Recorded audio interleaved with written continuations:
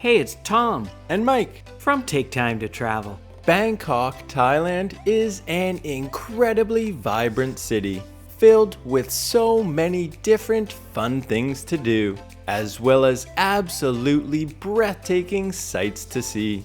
And of course, there's lots of cheap and delicious food too. Today, we're going to explore one of the city's many markets called the Asiatique Night Market. We'll check out the riverfront, as well as the market's many different vendors, the Giant Ferris Wheel, and we're going to try some of its amazing food too. So let's get started and check out Asiatique The Riverfront.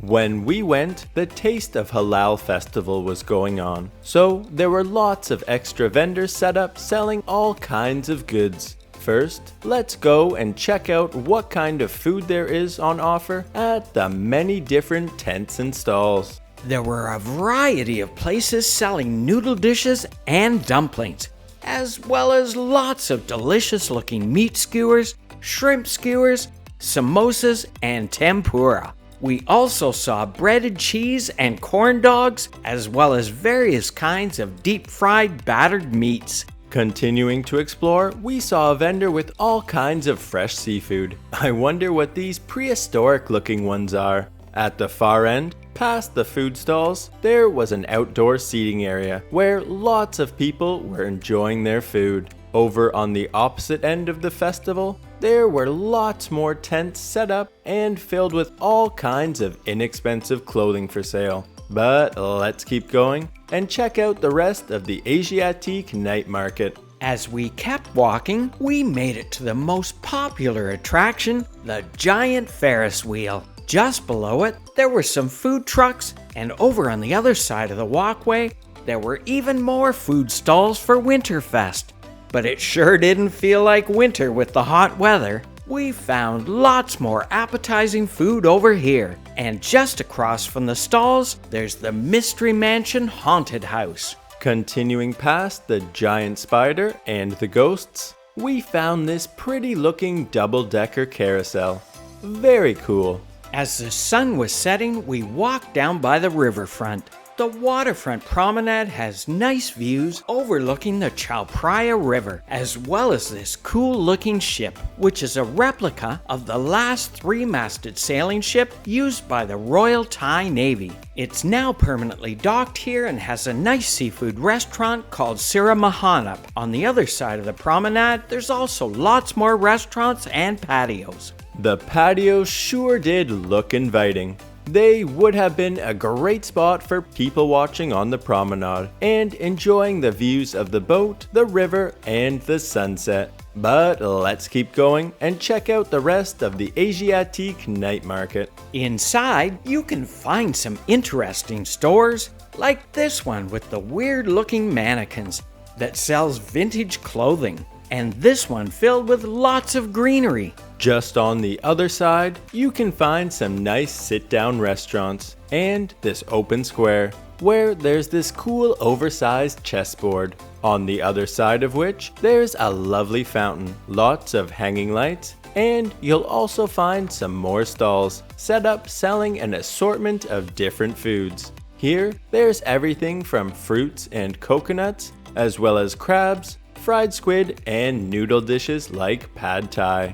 The night market also has vendors selling clothing, as well as colorful dishes, lights, and lanterns. Continuing to walk through Asiatique's narrow passageways, you'll find all kinds of touristy products and even some jewelry. Some of the clothing here looked pretty good, and the prices didn't seem too bad. But our suitcases are already full, so let's see what else we can find. We found this covered walkway where there were similar products on sale, but it was a lot busier over here. At the end of the covered walkway, we found some restaurants and we were starting to get hungry. So let's look around and find something to eat. We walked around and had a look at the menus at the different restaurants, and most of them were not particularly cheap. So we ended up coming back out by this little market next to the fountain and chose to eat at this place here called Six Cret Meat.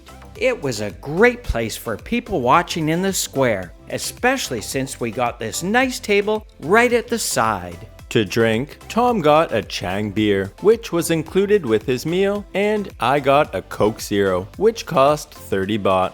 Then, to eat, I ordered the small pineapple fried rice with shrimp. I love how it's served in half a pineapple. And Tom chose the chicken pad thai, which was a dinner special that included his beer. The pad thai was more expensive than usual in Thailand, but Tom still enjoyed it. As for the pineapple fried rice, it wasn't particularly cheap either, but it still tasted pretty good. After our nice meal, we walked through this cool illuminated walkway, then made our way back out to Asiatique's picturesque riverfront promenade. As it got darker, we started to see the lit-up dinner cruise boats going down the river. The night market was definitely starting to get busier as the sun went down. What a beautiful perspective. I wish we'd had a meal on this boat. It sure looks pretty. Maybe next time we're here, we'll give it a try. But let's keep going and get some dessert. On our way to get some dessert, we passed by the carousel, which looked especially wonderful, all lit up in the evening.